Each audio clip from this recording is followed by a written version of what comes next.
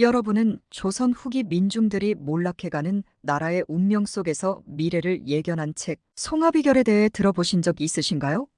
송하비결은 단순한 예언서가 아닙니다. 혼란한 시대 속에서 민중들에게 희망의 빛을 제시한 중요한 문헌이죠. 오늘은 송하비결의 저자, 탄생 배경, 그리고 그 속에 담긴 예언 내용들을 구체적으로 살펴보겠습니다. 송하비결은 전통적으로 송하노인이라는 인물에 의해 쓰여진 것으로 전해집니다.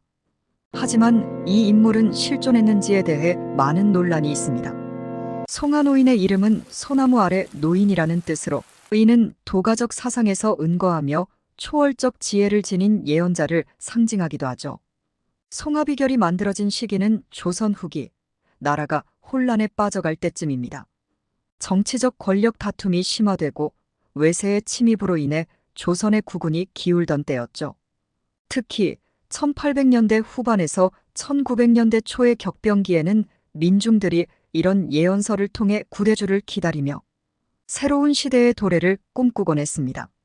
이 시기에 민중들은 조선 왕조의 몰락과 새로운 왕조의 출현을 기대하면서 송하비결을 하나의 희망의 상징으로 받아들였던 것입니다.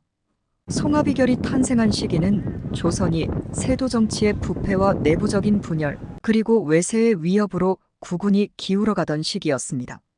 나라의 체제는 흔들리고 민중들은 삶의 터전에서 점점 더 소외되어 갔죠.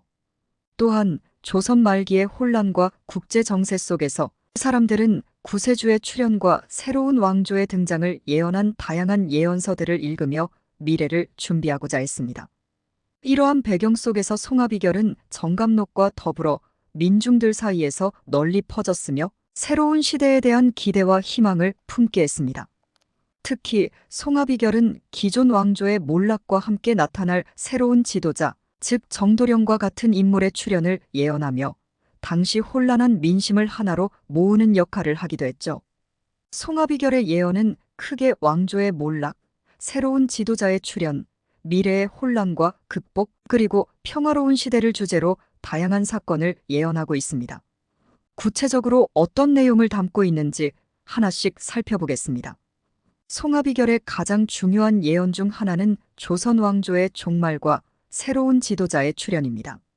이 예언은 다음과 같은 구절로 표현됩니다. 새가 날아가고 소나무 아래에서 큰 인물이 태어난다. 여기서 새가 날아간다는 표현은 왕조의 몰락을 의미한다고 해석됩니다. 조선 왕조는 이씨 왕조로 이씨성은 나무로 상징됩니다. 새는 왕권의 상징으로 자주 쓰이는데 이 예언은 조선 왕조가 무너지고 새로운 인물이 등장할 것이라는 것을 암시한 것으로 보입니다. 하늘의 뜻을 받은 자가 남쪽에서 북쪽으로 올라간다. 이 구절은 새로운 지도자가 남쪽에서 등장하여 북쪽으로 이동하면서 새로운 통일을 이룰 것이라는 암시로 해석됩니다. 이는 일제강점기 시기에 민중들이 대한민국 임시정부의 활동과 연결시키며 해석하기도 했습니다.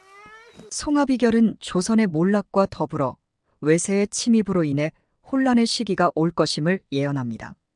바람이 불고 천둥이 치며 검은 구름이 하늘을 덮는다. 이 구절은 정치적 혼란과 외세의 침입을 상징하는 것으로 일본의 한반도 침략을 예언한 것으로 볼 수 있습니다.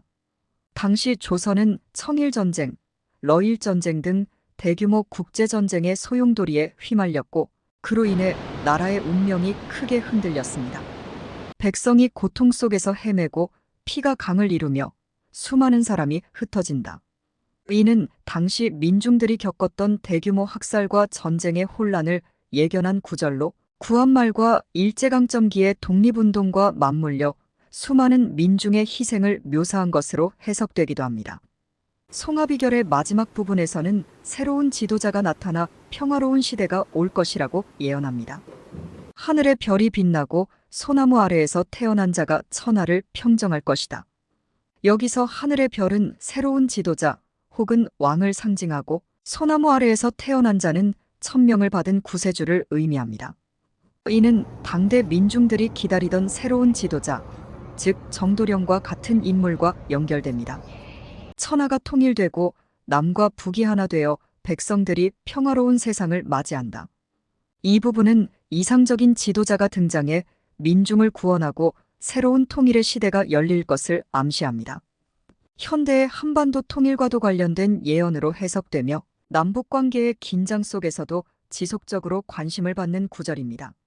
송하비결은 단순한 예언서로 끝난 것이 아닙니다. 구한말과 일제강점기에 이르러 많은 독립운동가들과 민중운동가들에게 희망의 상징으로 자리 잡았죠.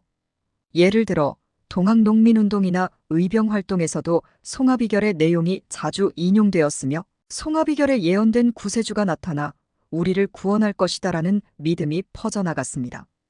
이 예언서는 위험한 책으로 간주되어 지배층의 검열을 받기도 했지만 이미 민중들 사이에서는 널리 퍼져 있었고 독립운동의 정신적 지주로서 민족적 자부심과 희망을 불어넣어 주었습니다.